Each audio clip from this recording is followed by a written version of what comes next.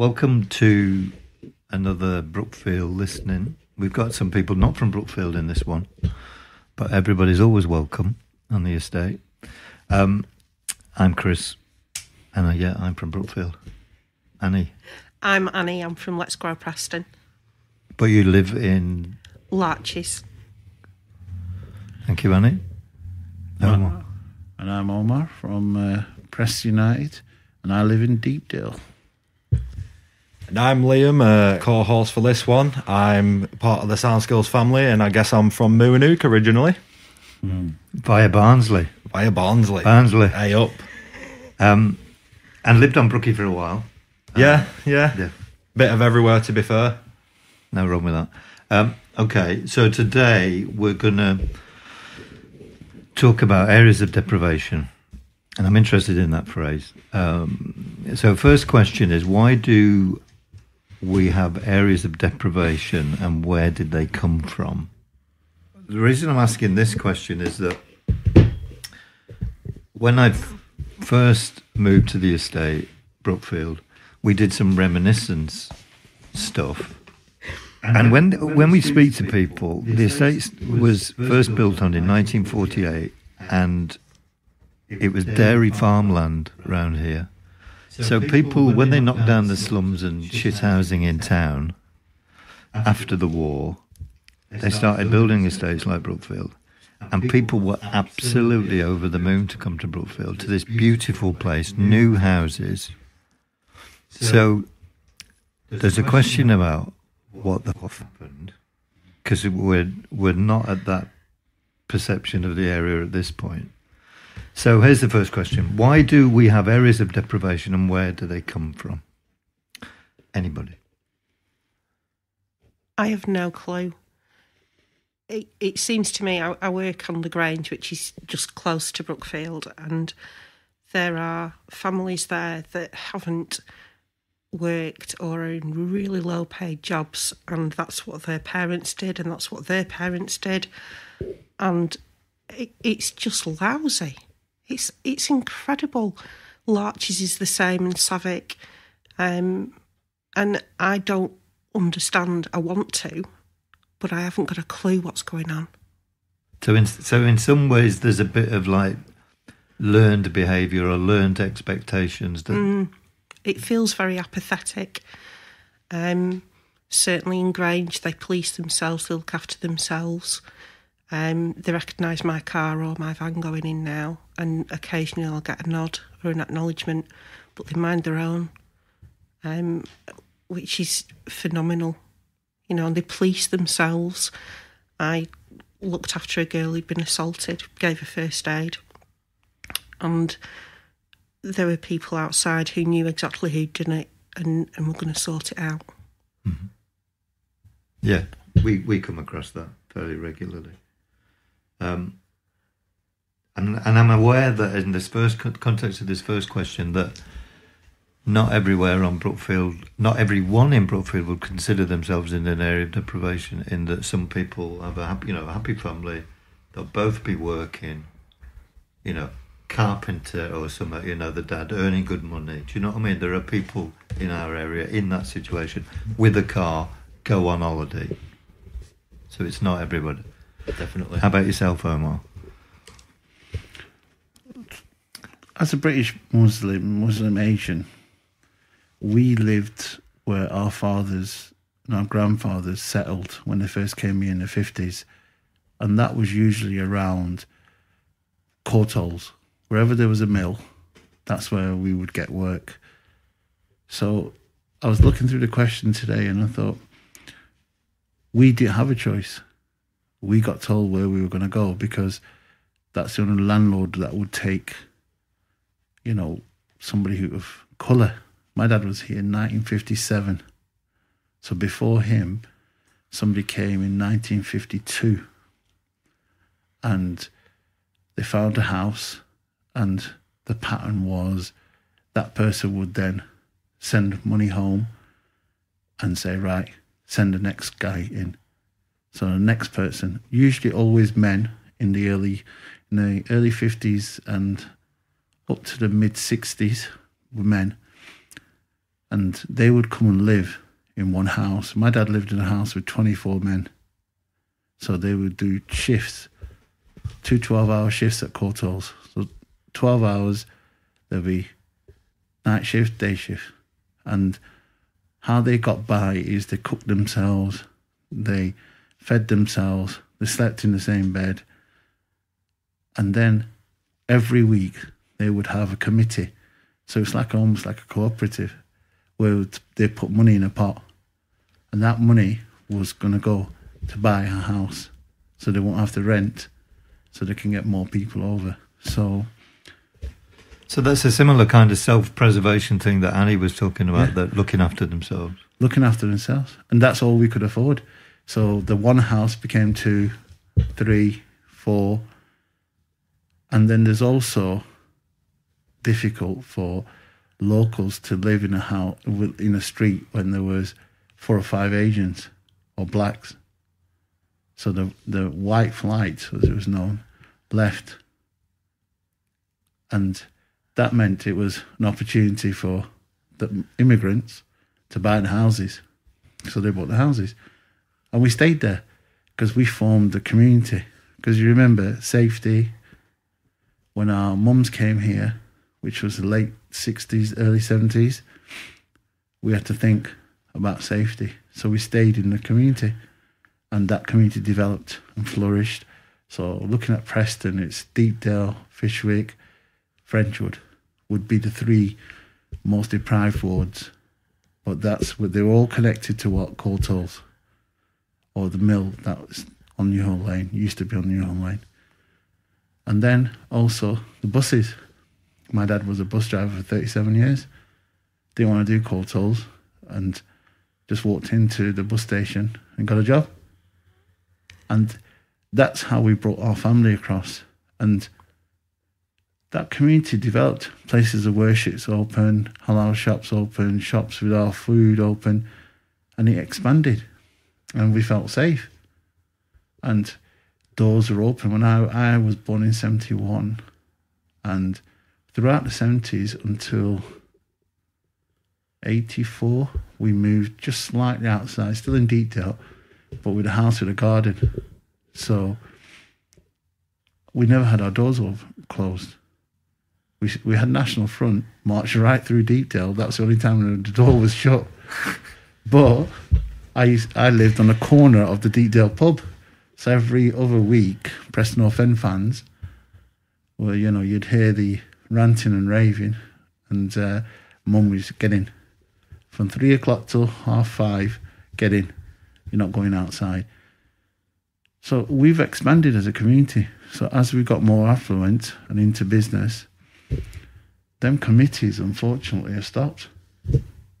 So that taking care of each other has stopped. Now we're in the rat race. Now it's every man for himself. And I've been in many conversations about, them Asians, look at them, the latest cars, big houses, this. That's because we've had a habit of saving that's been drilled into us from a young age. Always making sure you're saving, and family.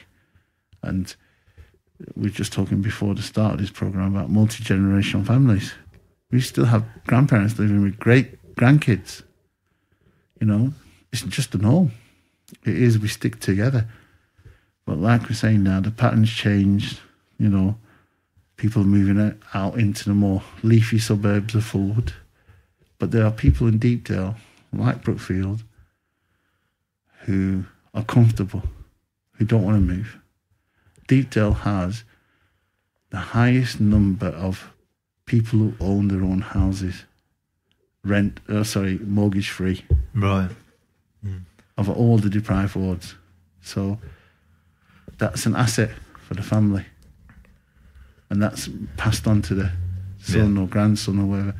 But we have people who've got cars that are probably more valuable than the houses. But they're comfortable. Yeah. Why should I move? The mosque is here, the school's here, the grocery shop's here. I've been here, my dad has probably moved out of Deepdale less than 250 yards. And he's been here since 1957. It probably goes to what Annie was saying earlier about the people on Grange who kind of deal with their own issues in-house. And it's that sense of, this is our area where we feel comfortable. We all know each other. And if there's an issue, we don't need to rely on an outside authority, because this is our area and we'll govern it. And I think that's what keeps people in certain areas, even though from the outside looking in, people who have bigger houses or bigger gardens might think, you know, they've got a bit of money, why don't they move? Look at how good the Mercedes is in the driveway. But at the same time, you know, if you've lived in an area for 60, 70 years, you've had generations of family coming through who have all lived in that same area, that same house, so you can understand why, you know, to them that's home. That's their own little slice of the world. Definitely. And I know one of the... Because it's easy to, you know, when we're talking about estates and stuff, to describe all the, you know, the negative things and whatever. And I know there are lots of positives and lots of strengths. And definitely the looking after yourself is one of them. And kids develop that survival mode because they're certainly around here, you know, they're out early at a young age. They're developing skills out there on the ground. But I'm aware that one of the things of looking after yourselves that people talk to me about locally is that if we don't look after ourselves, no fucker else is going to do it. There's some of that at play, definitely. Yeah. But I think also that you talked about the Courtals thing. The employment situation has changed, and I think that's been a big influence on areas. Courtals is, you know, there. Yeah, across the road, several hundred yards away from here, that closed in the 1980s, and it's at its peak. 4,500 people work there. Wow, a lot of which would have been on Brookfield. A lot of people would have lived on Brookfield and worked there. And some people, I think, have been left behind through employment. Lack of employment is a big issue. What do you see around that, Annie? Well, we work with the job centre, and there are jobs available, but they're not the right jobs for the people that we're working with. A lot of them are long-term unemployed or not well enough to be able to work. And we work a lot with people who have mental health issues. And a lot of them, if you can give them a job that makes them feel like they're worth something, then you can see them picking up and their esteem building. But it's not enough because they still don't want that idea of work. And what's stopping them? That's the bit that I don't understand. I don't understand the definitions of depravity and how does that, how do you become a place where people are deprived? What is that definition? If you're both working and yet you're still not getting the minimum wage in, how is that happening?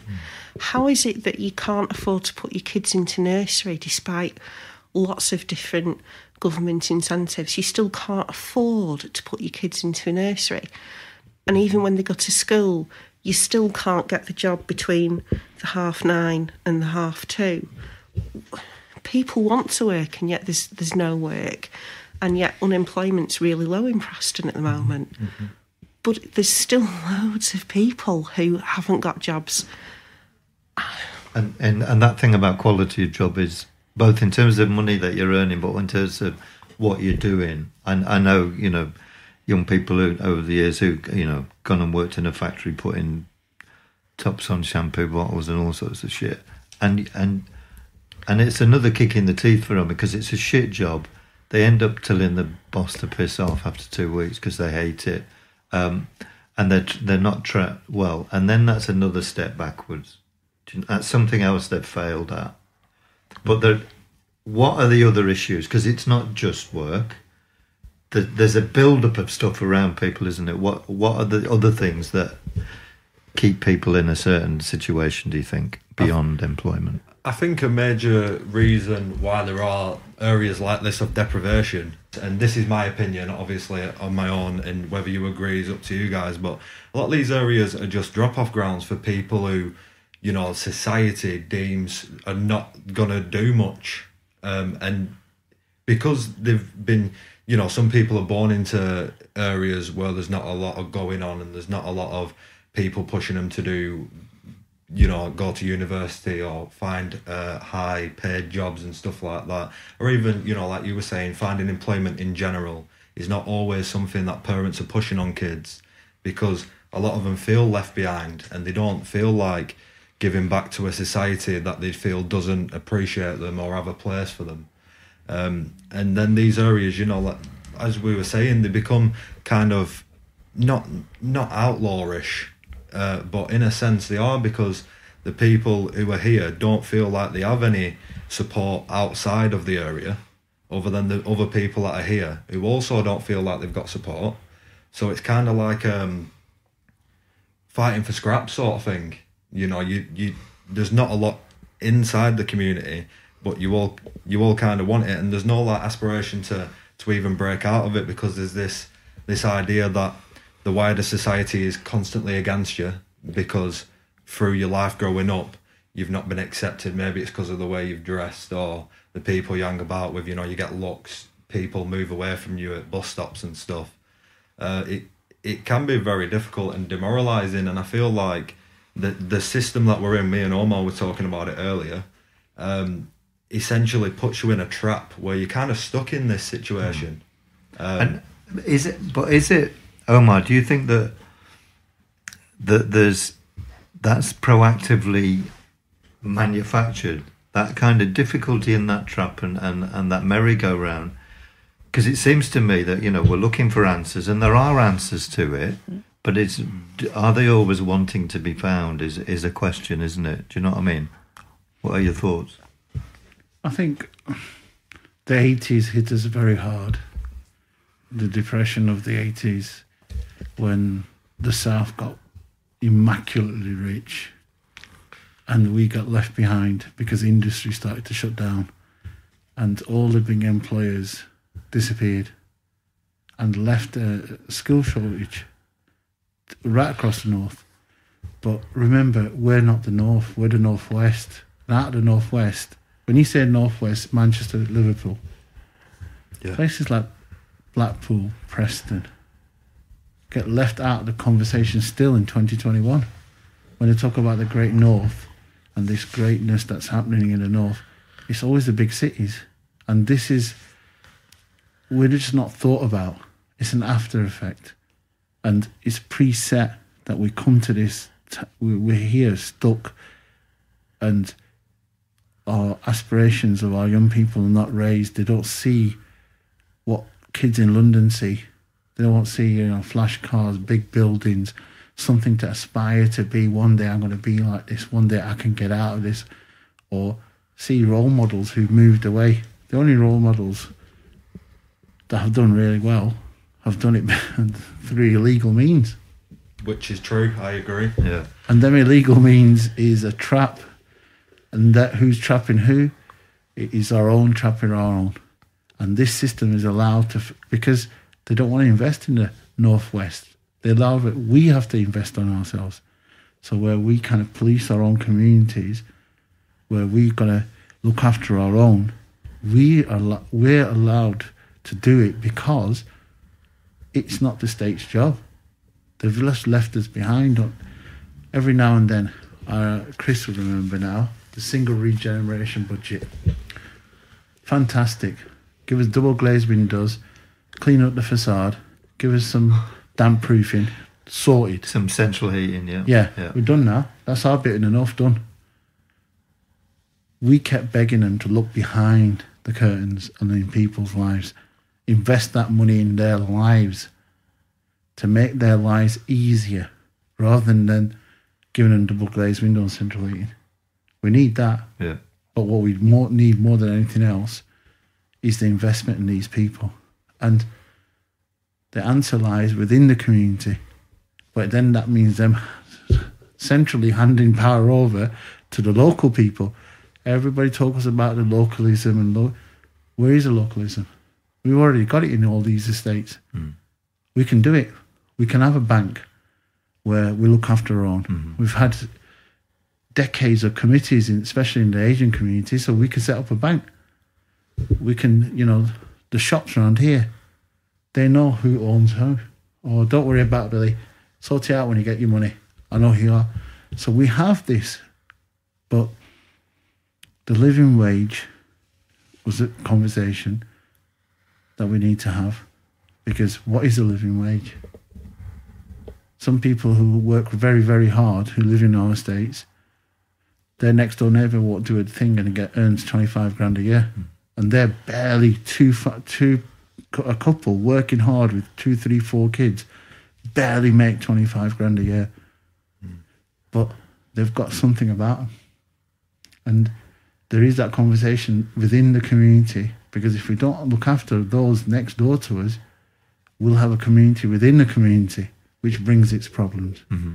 And then we lose real honest people in the community who think, I'm not bringing my kids up next to these lot who've never worked. They're smoking weed all day. I don't want it for my next generation. So what do? We then have to take on even more debt to move out into leafy suburbs and leave behind what means a lot to us is our own community. And I think, I don't know, Chris, the answer is we have the answer amongst ourselves, but the potential is there. Of course. I agree. And I see that all the time. And as I said before, there are individual families here who have done all right. Do you know what I mean? Because of that spirit and that hard working, whatever, and the certain skills that they've learned. I think also it seems to me always one of the things that perception is a big thing and confidence is a big thing. And whilst there's people in the shit, there's people who've done okay, and we need to celebrate all of that. We need to celebrate our strengths a lot more, I think. But one of the practicalities that we do have in Preston is the Preston Model, and I'm going to drag that in here, because the talk of the Preston Model, and I think people like Matthew mean it. He talks about inequality and stuff like that, and he talks about wanting to do stuff rather than just talk about it. And I think there are enough people behind him to do it, but it's got to be turned into practical ways forward. So I think that's an important element of it.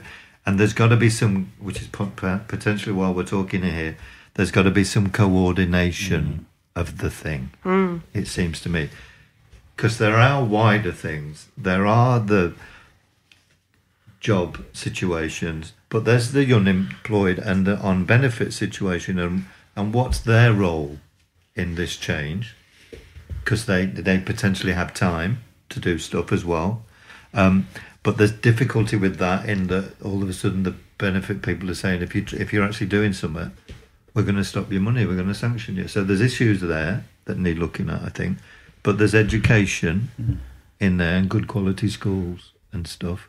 There's classic stuff like are we being fed properly? Can we get the right food? There's all the health stuff. It needs joining up, doesn't it? Do you know what I mean? So tell me a bit about the Preston Model, Annie, and what are your thoughts how that might be able to help? Preston Model is a way of keeping the spend in Preston, so it keeps the economy in Preston. So rather than us outsourcing to somebody in Manchester or South Cheshire, we look for providers of services within Preston, and that means that we're paying Prestonians to do work, and then Prestonians will then spend money in Preston. It keeps the economy going. So for that, I can see on the statistics that we're doing pretty good. We've improved on that. For me, for Let's Grow Preston, the Preston Model is, I'm not just inspired by the Preston Model, I'm inspired by the economic donut and the way of actually not judging how successful a city is because it's got this much revenue, but by judging how successful a city is because it has thriving environments and thriving people. And I think that if we work collectively and as a collaboration, I think that we can grasp those people that do have aspirations, that do want to do something. I think we can reassure them and work with the job centre and make sure that they don't get sanctioned because they're doing voluntary work. They're doing voluntary work because, as a service provider of voluntary work, we manage them. Not like, Chris, you said that you were going to come in at 9 o'clock today and you've not done. That doesn't happen. Mm-hmm. We allow them to feel useful, and that's social role valorisation, which I think is fantastic. It's a right academic way of saying everybody needs to feel useful. Everybody has a right to feel that they are important and they're necessary. If I can, I'd like to go back to another point. Mm-hmm. We were talking before about apathy in amongst people and why don't people go to university and things like that. And it was another chap that inspired me, but he said he was working in Glasgow and they were talking about avocado, and the resident said, it's not for the likes of us, that. It's not avocado. I'm not eating avocado. And I've used that a couple of times, and it's not for the likes of us. You know, does anybody on Brookfield ever eat an avocado? Does anybody on Grange ever have an avocado? They're really good. And you get shed loads of them at fair share, but you can't get rid of them because nobody has permission to have an avocado because it's not for the likes of us. It's for somebody who's in a different place. Mm-hmm. Maybe people from New Lonkton eat avocados, but I'm from Brookfield, so I don't have avocados. It's changing that mindset. The other interesting thing that I spoke to a young lass who's lives on Grange Estate, and I said, "Oh, are you in high school now?" She said, "Yeah, I'm at Ford Academy." And she started smiling at me. I said, "What are you smiling? Oh, is that the one with the rotunda?" "Yeah, it's a shit school." And it's like, that's all she's worth. Mm. That's where they've sent her. It's a shit school. I'm going to get a shit education. I'm going to have shit to do with my life. Yeah. I'm already beaten. And that, I want to change that. Yeah. I want to change that. People should have the right to aspire. I mean, there was another lass who I spoke to on Grange, and she said that her daughter's going to university and people are shunning her because that's not for the likes of us. You know, they almost don't have permission to do better. And yes, Brookfield is a really solid community, but it shouldn't be a solid community that's oppressing people to stay where they are. It should be able to encourage people to develop and to try new things. Yeah. And I think that's where third sectors can come in. And if we work as a collaboration and we work together, we've got a much greater chance of even changing one family's life and saying, no, you can still live in Brookfield, but you can actually do this, that and the other. You can get help to get training, you can get help to get a different education, we can help you read and write, we can help you do all these things. And while we're doing that, we'll sort out your food, we'll sort out your cooking, because there are charities and agencies all over Preston who do these little niches, but none of us have seemed to actually come together and really, really kick the shit out of deprived areas, because it's not the people, no, it's the opportunities, and it's having them believe that something's going to happen as well.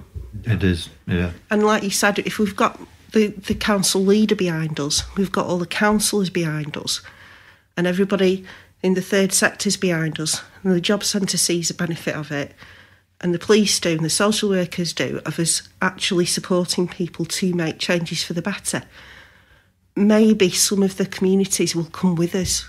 Yeah, and I think that you mentioned the quality word there, and for me that's really important. And we tried in the past, to give people access to quality kit, make some quality product, creative product. And I think that's really important in terms of enabling people to aspire, and giving them a good football surface to play on. All of that kind of thing is really important because they deserve some quality. Yeah. Because a lot of people that I come across feel that they don't deserve certain things.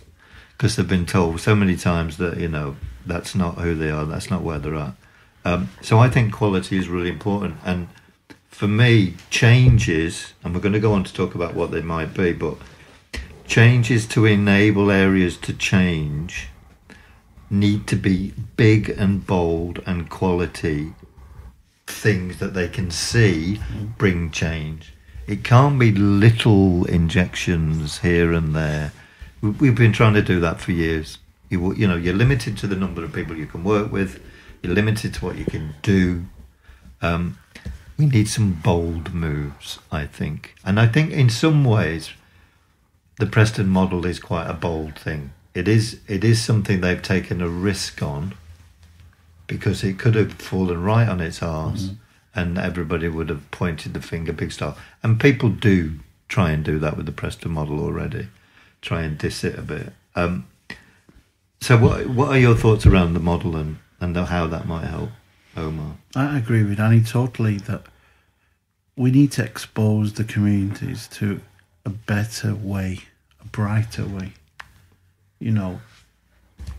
But we've had this before, and I don't want the Preston model to be just loads of money coming into the city. The city is from, let's take all the way from Ingle, all the way to Callan, and everybody inside that 20 super output areas that they keep ramming down our throats that need the most help.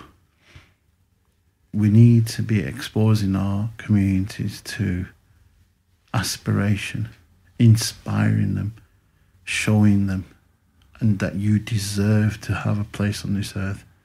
If that place on earth is Brookfield, Deepdale, Callan, Fishwick, I don't care where it is, but we're going to invest. And that investment is little things are good. Because just like that last said, I'm going to Forward, heart drops. I heard kids who said that to me, or going Moore Park, and they just sigh.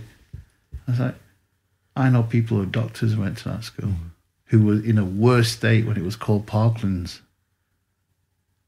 You can be someone. What we need to do is remove that. Where have you got this that you cannot be anybody? Your mindset. We've been defeated again and again and again and again by ourselves. And that's been allowed to fester through generations. The new generation needs, and with social media, the world's a smaller place. A kid can look on a phone now and go, that's what an avocado is. Rich people eat it. I'm going to have a go. I deserve that. I deserve better shops. What we want is, I would love the Preston model to get rid of all the betting shops, all the cheap, nasty food shops, the bargain booze, that evil that's in our communities that we're surrounded with. You know, why can't we have, you know, on little businesses, help them grow? We can. And we can.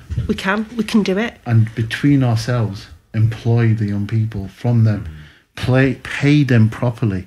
Yeah. You know, and give them pride. You hear of the model at, what's the super store called now? Waitrose. Yes. Waitrose who gives some of their profits back to their John Lewis partnership. Yeah. Gone bankrupt. But never mind. We'll do it better. But that kind of model, that kind of almost defeats this kind of like make money at any cost. It's make money for everyone. Make a thriving community and a thriving environment. Yeah. But don't just have it in the city. Have it across the city. Yeah. Have parks in the, you know, they talk about the youth zone, and they talk about the £3 million, I don't know, 300 million. Well, I don't know what the cost is going to be. It's going to be in the millions. Why can't we have smaller community groups, have smaller youth zones in every single area? Well, then that means they're going to stay in each other's areas. No, they're not. That's down to us as community leaders to take them from our area to other areas. But when you see a community hall, I went to a leafy suburb of Cone on Friday, and they own the library, the pub, and a community centre. These are rich folk. And they were, we're not having them shut down, we're going to take control and we're going to be a cooperative. And I'm thinking every day I've seen in Deepdale, shops closing down, pubs closing down. Why can't we take control of them? Why is the council selling everything in a mad rush to sell everything to property developers? And why can't we as a community have them assets, take control of them assets and do something with them assets? There is a thing, isn't there, where you can legally designate a facility, a premises as a useful asset for the community that can override some competition who might want to come in for it. That is a thing that can happen. But you're dead right that we need to make sure that it isn't a common and lovely thing and go thing. We need to make sure there's some sustainability in it. And if it's done through the local people, that's where the sustainability comes in. And I think you're dead right. We on Brookfield have no businesses. We have an estate over there that has Red Scar, which has got all sorts of stuff on it. In terms of the Brookfield community, we have a row of shops which we're in here in Soundskills, but there's two takeaways. There's a betting shop. There's now a funeral parlour, which is great news. Really inspiring. Lovely as they are, but it's not very inspiring business. You need things that shout progress, I think. There need to be things that are different and interesting and grab people's attention. But you're dead right. Assets is we've got. There are buildings, not so much in Brookfield, but there are around the city lots of buildings that the council is looking to do stuff with, and that is an opportunity. Can I go onto another question,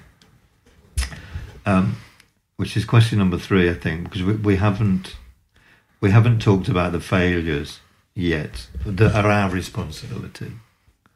What are the things that we've tried and failed, and why have they failed? Because we've been doing this for years. We put a patch on it, Chris. We've been given a little plaster to put on a gaping wound. And what we need to do is collaboration, that this word keeps coming up, working together, supporting each other, sharing the good experiences. Let's stop this map of misery that we keep painting about this city. Let's start celebrating them good things that happen. Yeah.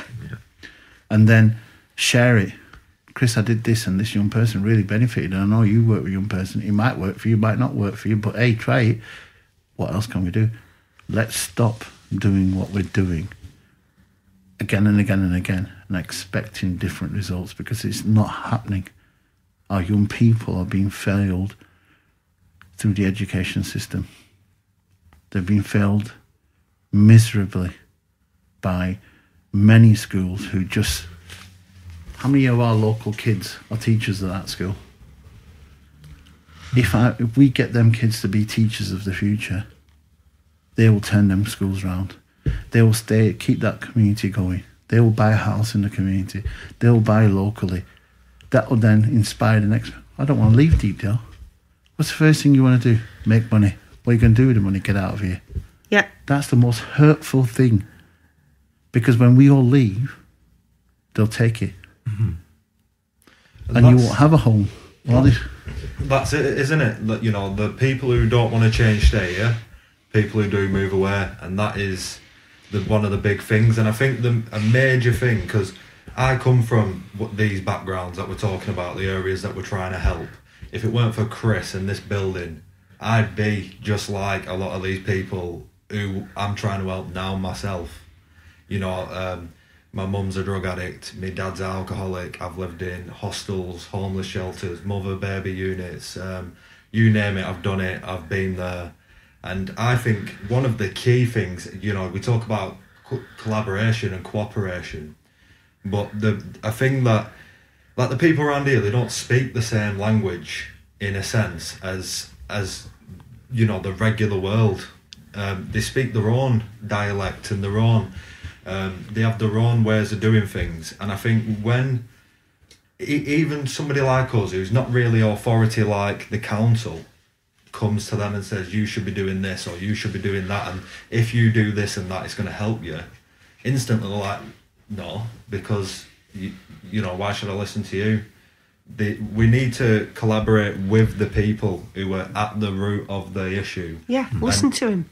And have their opinions, because I think the misconception is if you're from round here, you know, you're a thick or you know, you don't have aspirations or goals or a drive or desire. You're not an asset. Yeah, you're not useful. And a person who's born here could have been born in a palace in a different life.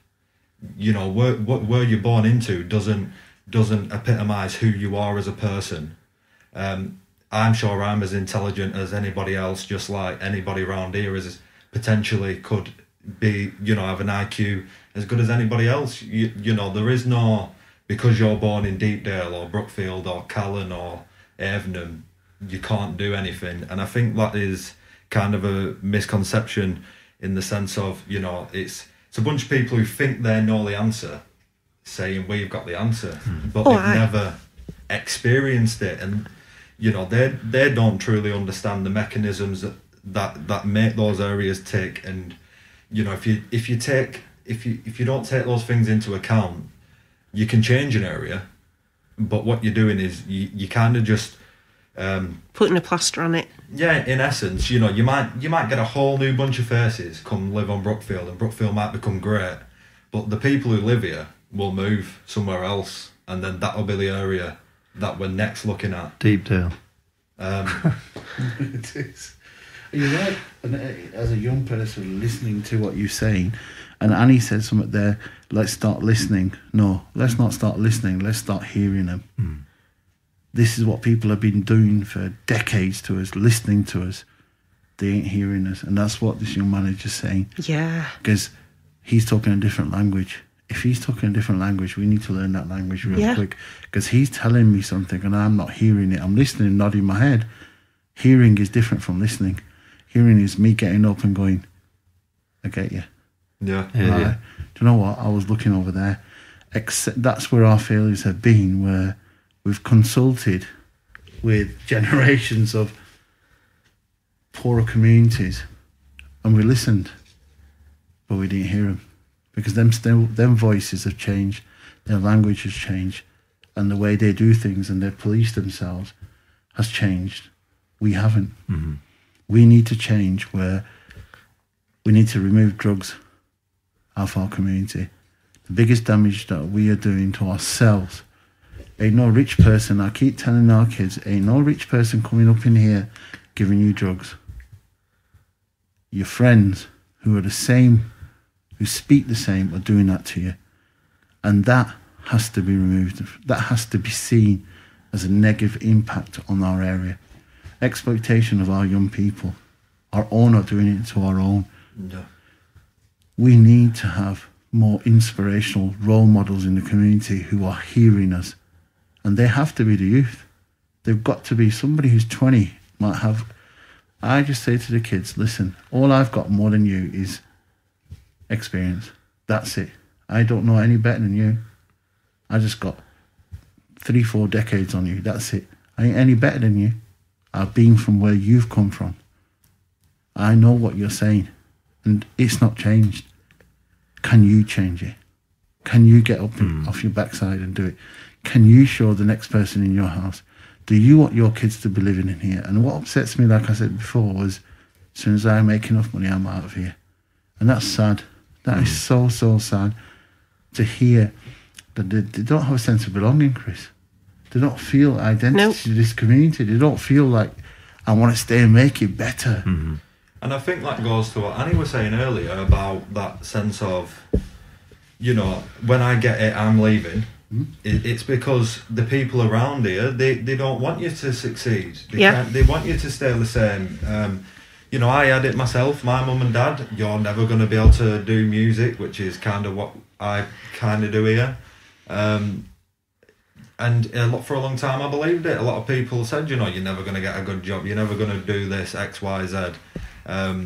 So it's not even just outside people, it's internal. Yeah. Like racism, poverty is systematic, isn't it? It's built ingrained into our national identity.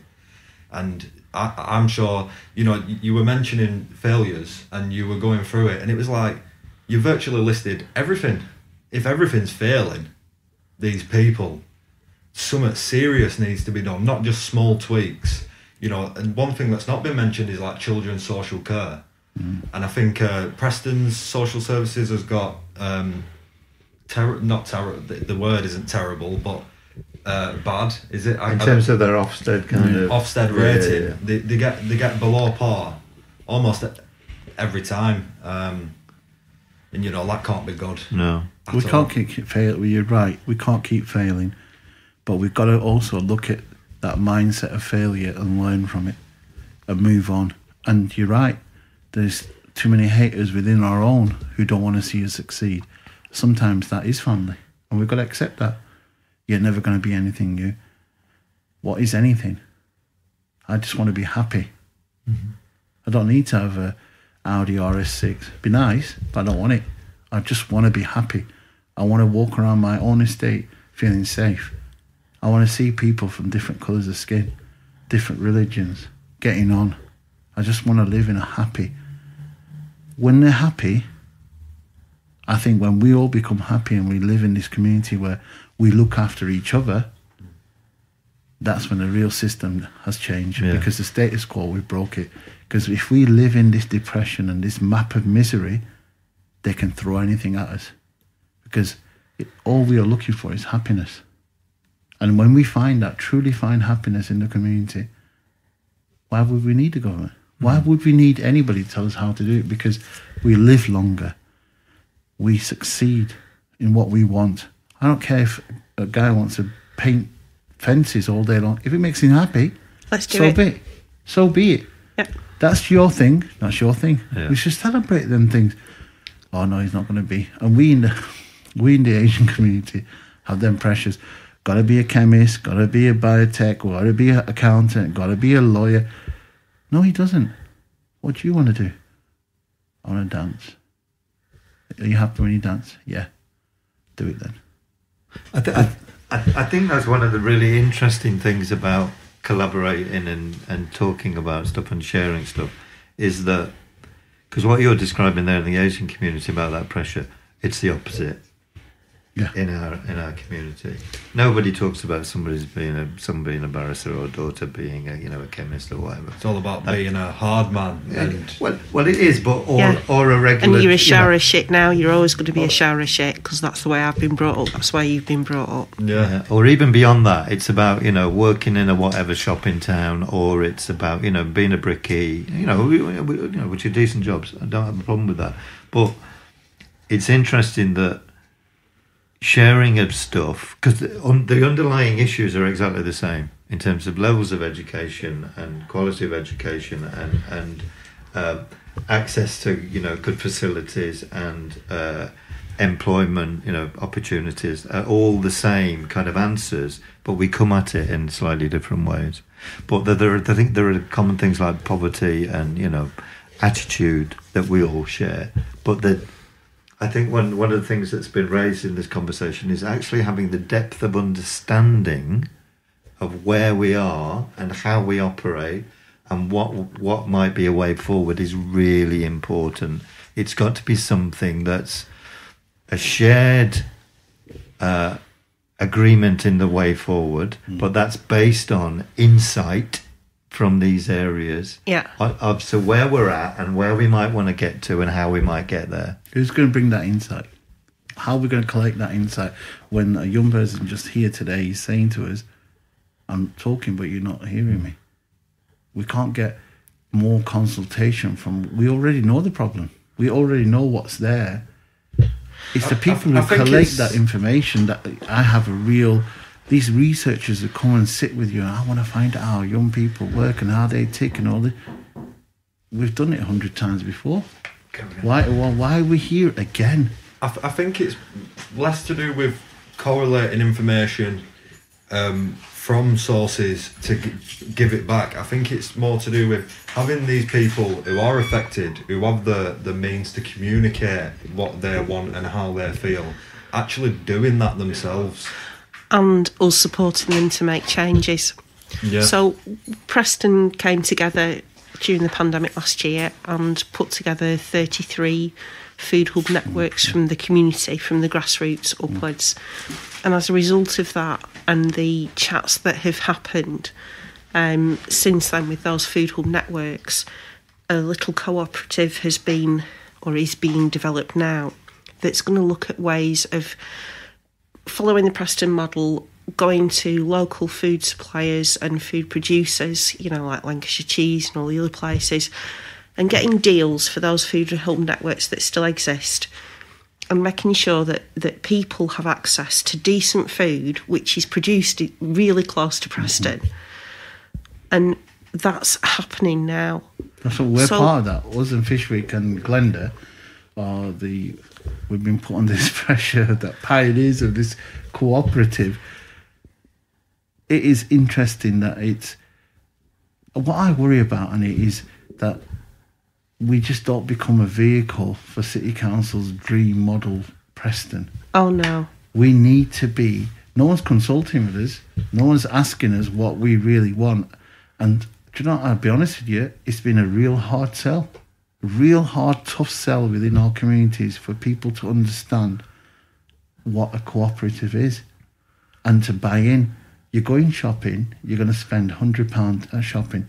What if I can get you that for 50 quid? And ultimately, like this young man said, suspicion, sir. Why?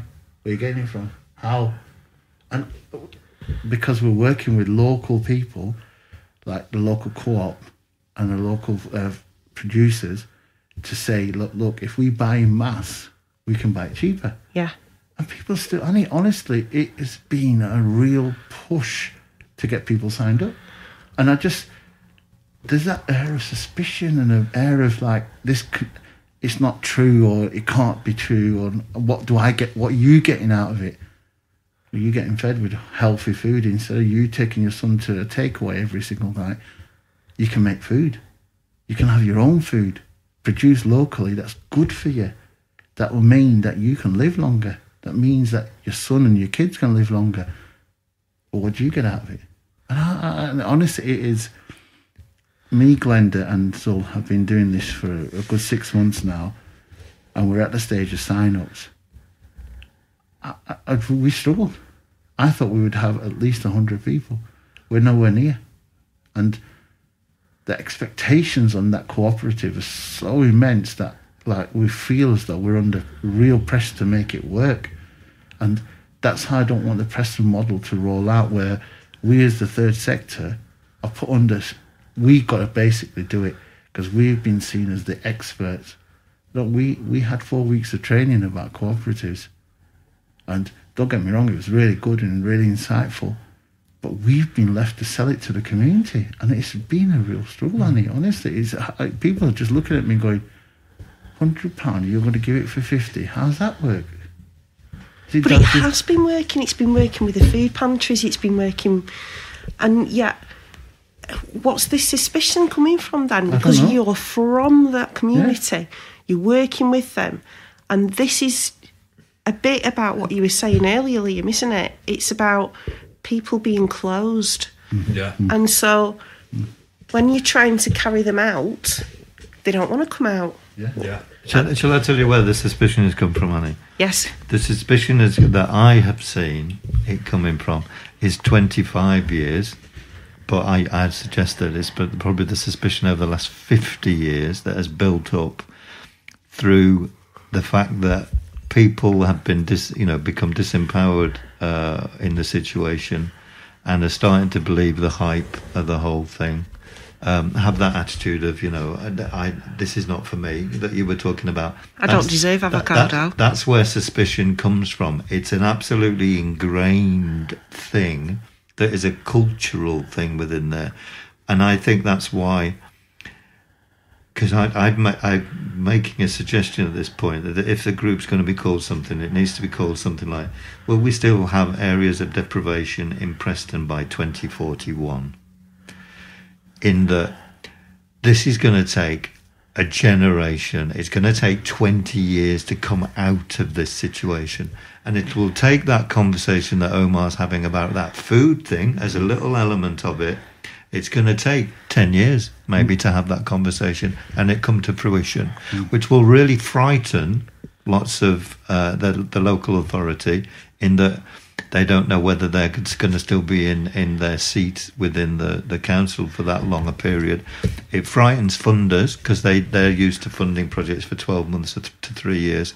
This is going to take a long time to come out of this situation. But there's nothing sure as shite.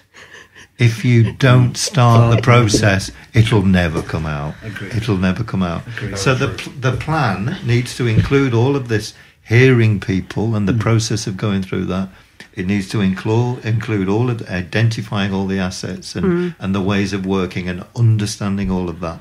But it has to have also an action plan that includes what the council are going to do. It includes what our neighbourhoods and ourselves are going to do. Yeah. But it's got to be long term and progressive. People have got to see things happening. They do. Reality is seeing. Yeah. People want to see something and their lives changing, especially the young generation. If it's going to take 20 years, those kids who are 5 now, who will be 25, may eat an avocado.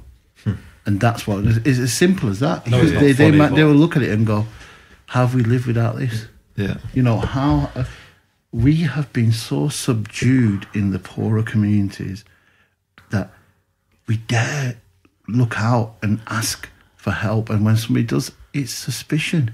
And even if that person is a trusted person within the community, it's still seen as, why? What? And that's really, the state has really, have they become dependent on the state so much that if somebody genuine comes, they don't see the reality. And of course, if they do save that much money, what are they going to do with that extra money? Because is that going to get taken off them by something else? Because it's coming from another organisation. So that means I'll have extra money every week. Well, that's another bind to some people. That's a scary situation. That all needs to be thought about. We talk about those families that we're talking to have got household debt in the thousands. And that is what we're saying is the next step is to support you in getting rid of that debt. Debt is huge, massive, isn't it? That is crushing families and generations of families, because that young person is looking at mum and going, I can't afford a PlayStation 5, so I'm not even going to bother asking. So what I'm going to do is going to go out on the road, I'm going to make that money, I'm going to bring it, and then my mum's going to think, well, do you know what, he's got it, he's not got caught, that'll do. That is what's happening. That's the reality of what's happening right now. And what we want to do is turn it on its head and say the reality is you can do this. And this is how it's going to happen. And we're going to help you get out of debt. And we're going to, this bank, I'm so excited about. The one thing about the Preston model is the bank, if it ever happens, where we go back to basics. We get, do you know how many loan sharks operate in this area alone? No, I have no idea. Please tell me. It's more than 1 and 2, put it that way. We know families who we've been delivering food to, and people are walking out of the house, and they don't look like nice people that are walking out of the house. Yeah. And the embarrassment, and say, listen, it's happened to all of us. I can't live any longer like this. And now the drug dealers have seen this opportunity to exploit it even further, where they see the young gun in the house. Listen, you don't want that happening to you. You need to do something about it. This is what you do. I'll put money in your pocket. They won't come to your house again. And that debt needs to be paid. And where's that debt gone? Just to get by. It's not debt that they've gone and wasted on, exuberant things. It's just life getting through. And we need to help them get rid of that debt. And then the next stage is, when that debt's gone, that trust may be that. I think that's the next step for us. They will then think, you know what, I feel better about myself already.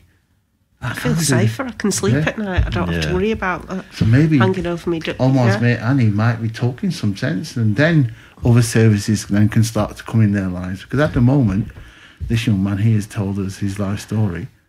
How many services were involved in your life as you were growing up? And they've all failed him. So why would he trust anybody else that come and knock on his door and say, yeah, mate, I'll come here to... And I think trust is a major issue. I think whenever you include any local authority, that is, people get iffy about it straight away, because it's, you know, how many times does the government give us promises and not come through? Too many. And it's like one thing after another, isn't it? It's like...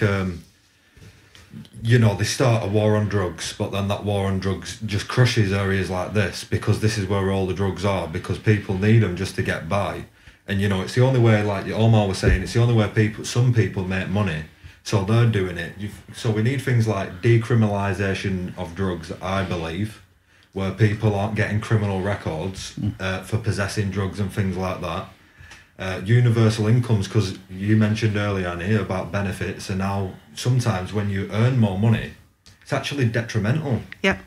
How does that work? I think you're right. There needs to be, I think I said at the beginning that there needs to be new ways of thinking, and there does need to be some radical ways of thinking, because there's nothing surer than you can say, actually, we've been trying this for a long, long time, and it just doesn't work. And there's no suggestion that it's going to all of a sudden work in the future. No, but we've just found out that we can't simply provide a cooperative that will give you cheaper food, decent food for less money, because it's too scary. And then I'll have money, but I've got this debt. So it's like you need to be tagged with a debt counsellor straight away, or the bank, so that you can actually say, look, if you trust us to deal with this debt, then the bank can take that on and talk to all your debtors, and we can combine this and we can start paying it off, and we can get that cleared and that cleared. I understand about this. My brother was in such debt. He had mental health issues, and I went to the Citizens, I can't say it, but I went to CAB. Citizens, yeah, that one, in Chorley. And they cleared so much. Then United Utilities said, right, how much does it need to clear off his utilities? And suddenly his debt was manageable. Yeah. But he couldn't see that. He still can't, because he's too far gone with his mental health. Yeah. But it was achievable. And it was achievable simply because somebody knew what they were doing and had the authority. So when Citizens Advice Bureau, got it right that time, rang up and said, this blah, blah, blah, blah, blah, blah. Yes, we'll clear that then for you. Yeah, okay, we'll write that one off, or we'll clear the debt, or we'll just clear the interest.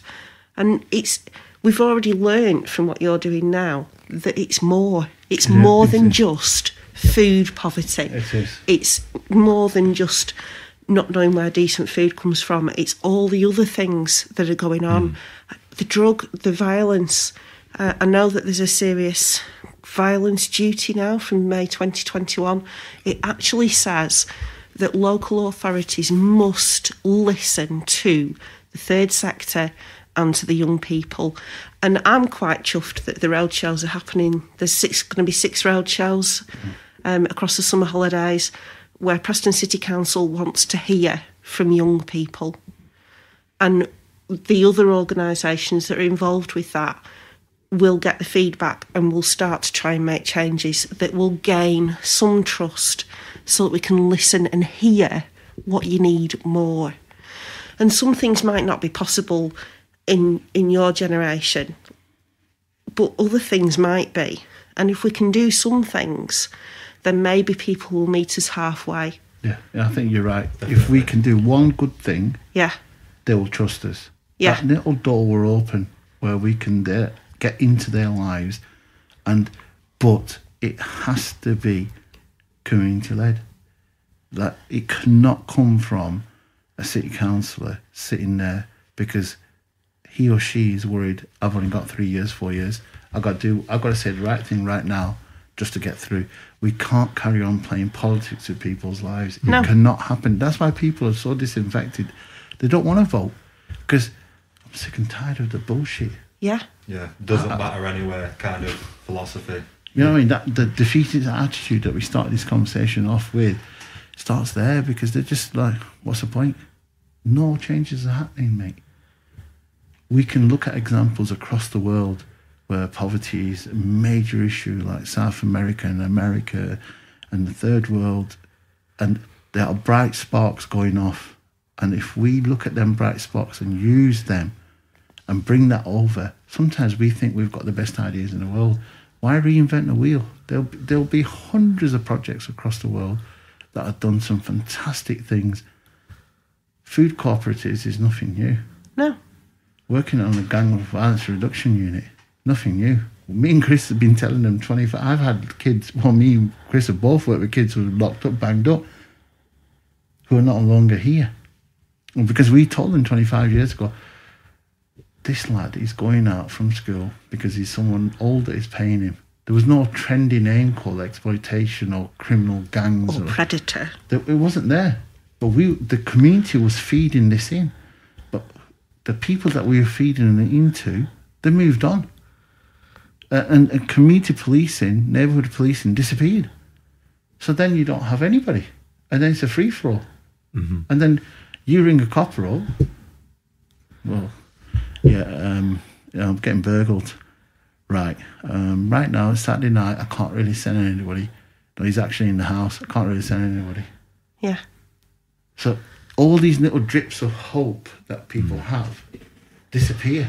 So this is why we police ourselves. This is why people don't call the police, or they don't call social services, they don't call debt agencies, don't call CAB. We used to have CAB in Preston Town Centre. It disappeared. How in the world could they get rid of a service that was so vital out of the community? How can City Council even think? You take 130, 150 grand a year home, surely you don't need all that money. Take a little bit less so we can keep that job going, because that is vitally important, not your backside. And I think that's where we need to be saying that we need to be smarter with our money that comes into the public purse, because let's be honest, we spend some money on some real garbage. Maybe we can start with the food cooperative, and maybe we save them a quarter of the weekly pay, and then the other quarter gets reinvested into debt counselling or a Citizens Advice Bureau back for Preston. Or how can we as the third sector heal? The council will let us do it for now. Well, we've got a Labour council, we've got people who are supporting us. Yeah. But why don't we take the reins and actually drive it forward? And yes, of course we need council sanction, and oh yes, that's very good, very good. But we don't need them to help us. Some councillors will want to help us and will want to support us for the right reasons. But if they're not doing it for the spirit of the people that are living here, if they're only doing it for the political promotion of themselves, then that's stuff that we can do without, because we need actual change and we need to hear what people are saying and not just be able to go around and say, oh yes, well I've put it in a new park and that's really, really special. Or no. How many lives have you actually changed and affected for the long term through doing this and making it sustainable? So again, it's not down to councils, I don't think, to make the really impactful, sustainable changes. I think it's up to the residents and the people of Preston to get proud. And I think that all that we should do is empower, educate and enable them to be able to do that. And I think that we could do that with the help of the local council or without it. I think we do it as collaboratively as we possibly can, but if we drive it, we strongly believe that we're going to be here, or people like us will be here, without a political view to, oh, I've got to do this because that'll mean that I can get onto the political ladder. No, nobody is asked about that. What we're asked about is making real changes in real people's lives. And I think one of the things about long-term change for me is about, and you've mentioned the word sustainable, is that part of the need for other input is lack of resource and lack of money to do it yourself.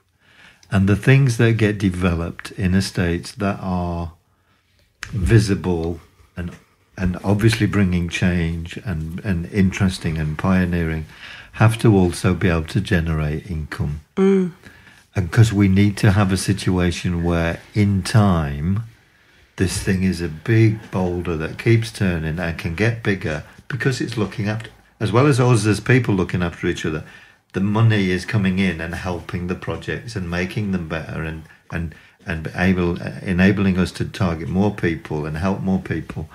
There has to be a way, beyond looking for a funding bid, there has to be ways of, within our places, employing people and making some profit that then goes back into the thing. That's got to happen. That profit, that is so vital, Chris. That profit, if you've employed this young man here now, he's spending his money in Brookfield. Yeah. That's profit. He's not left. Oh, you don't go to Heron Foods, do you? But he's in the community. His profit is he can stop another 12-year-old going down that line. Mm-hmm. That's profit. Yeah. We've got to look at profit as, yes, the hard cash we need, but we also need to look at the conversation about what is our achievable goals here. Our achievable goals have to be, bottom line, we've got to get better at what we're doing. Mm-hmm. Celebrate. So instead of people telling us what a shithole we live in and what we're doing wrong all the time, get rid of that misery and turn that conversation. Don't allow. I rang the LEP about some really good, hearty story about a young man. Didn't want to know. This morning they rang me. Do you want to make a comment about this terrorism that's going on in your neighbourhood? No. And bad news sells. So we need to turn that and say good news. We have the power of social media now where every child, every kid on the block has Instagram, Snapchat. We don't need Evening Post anymore. We don't need... So we have control almost now of saying, do you know what? There's a young man here. Let's spread it through WhatsApp. Let's spread it through Instagram. And local people get to that. We've sent messages around COVID through WhatsApp, and more people interact with that message than they would do when somebody comes and knocks on their door, because they'll just go, don't know you, don't trust you, I'm off. Mm-hmm. We can have more conversations on WhatsApp, which is free to everybody, and find out what's going on quicker through WhatsApp. We have now a platform through social media that we can turn every story that we pump out as being positive, and stop looking at the negatives. The negatives, the partners who come in, police will have to be involved in this conversation. City councillors have to be involved in, housing associations, educators have to be involved in this. They are the ones that we need to support, because I want to employ, I'm a governor of a local school in Deepdale, and not one of them teaching staff live in the community. And we've got teachers who are all trying, no, I'm never going to teach in Deepdale. Why? You came from Deepdale. What's wrong with teaching at Deepdale? Because as soon as I've got enough money, I'm going to leave. Leave. No, you're not. You're staying here. You're going to teach at that school. Because like you're going to inspire 10 others. And then we're going to get the teachers in. Then that school's going to get better. Then that investment will come into the community, because now we're churning out good results. And now we're making a difference in people's lives. Because like that girl said, I've gone to Fulwood. How sad is that? It is. How sad is that she automatically has that negative thought? Not, do you know what? It's going to be challenging, but do you know what? I'm going to shine. I'm going to shine. Just her mindset, just having that thought of being positive and remaining positive. We've got to change the whole mindset and the conversation about being negative all the time, because that drives the conversation for misery, and that is what they want. because then we are dependent on them. Because as long as there's misery, you have to go back to the state to beg for more. And me and Chris have been begging for 25 years. And we had an honest conversation. What have we done, Chris? And we just said, not much. And it's sad. It really is, because we're losing more kids to the road than we ever did 25 years ago. More violence is on the road now than it was 25 years ago. There's more poverty now than there was 25 years ago. So all the things that we set up to challenge and our objectives and aims 25 years ago, they've ballooned. But we've had real positives. That's when me and Chris started talking. Actually, yeah, we've helped about 3 kids have really moved on. And nobody wants to know about them. Nobody wants to know. Because they're no longer here. And we have to keep... How many young people are we here in these key positions who are running businesses that are successful, who are running cooperatives, who are having a say? How many young people from these 15 areas go to Youlean and get paid? That Youlean should be giving us bursaries, so local people from communities like this should go to that university for free. Could not agree more. Should be free. It's not costing you anything. You're not paying for the housing because he lives with mum and dad anyway. So it's your lecturer's time. If you really want to input and have a say in this city, give us 100 bursaries a year for people of Preston. We'd have put these following postcodes. Why can't you give us that? What's it costing you? Tell me what's costing you. I think we need to find those really practical solutions, but also solutions from within, definitely. And I think you're dead right that promoting successes is really important, and social media is a great way of doing that. And I think one of the things that the voluntary sector can become victim of is that so many people I come across who are involved in community groups are of a certain age and ain't going anywhere near social media themselves, never mind utilising it within what they do. So I think that's one of the things that local authority and Gateway, and I know Gateway are trying to do this, can support by enabling, giving people the tools to do that kind of thing. Yeah. So that is really important, I think. What's the time now? Because I'm aware that we're probably 10 to 7 currently. Shit the bed. What time do we start? I can't know. Half five. Wow. We need to finish. That's 45 minutes longer. It is. I've got to get home. But it's really, really nice to see how passionately you guys talk about this stuff, and you can clearly hear and see the care. Like for a person who's a bit younger, who's not really been in these sort of conversations as much, sometimes you can. It's like I can't remember what we were watching, but you invited me to a webinar. And I was watching it, and it was similar conversations, but you could kind of get that sense of like, these are people who, to me, it just felt like they were kind of looking down. Yeah, kind of like, we've got an issue. How can we resolve it? Here's a couple of ideas we've thought of, and it's kind of like that sort of thing, like it's kind of off the cuff. Whereas, it's, I think even conversations like this, we talk about the internet. It's people from round here, anywhere, like literally anywhere across the world in poor areas, they can listen to this conversation and hear that people do care, and people are at least trying to offer them something better. And for even if that just affects one person, it's brilliant, isn't it? And I think that's why it's important that the city, and as I've put here, if the city has something called, and it obviously don't need to be called this, but if the city has something called, will we still have areas of deprivation in Preston by 2041? At least they know somebody's asking the question. Because at this point, it seems to me that we are presuming we're going to be in this situation for the rest of our day. I don't see why anything is going to change necessarily. As a natural kind of course of action.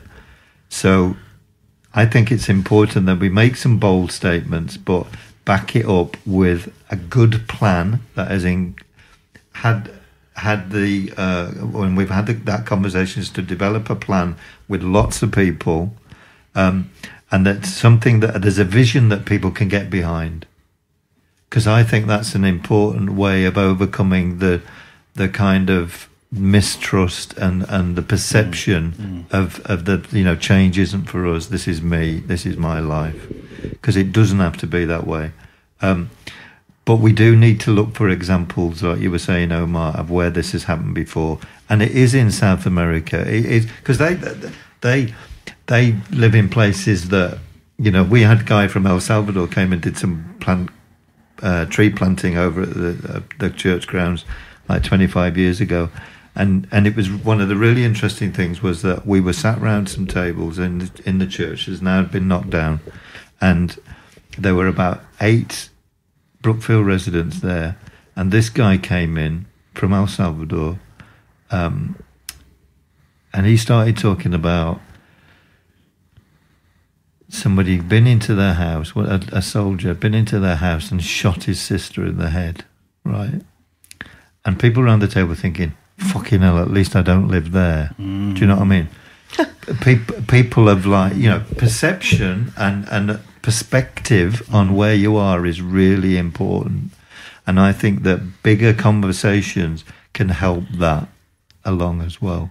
So we're going to have to finish now, and I really thank you for your time. You guys, all of you. And we're going to have further conversations, but at some point we're going to try and get some people around the table to make a plan. Mm-hmm. That's the idea. So yeah, watch this space. This is Brookfield Listening. Don't forget to hit like and subscribe, all that good stuff, and we'll be back next time.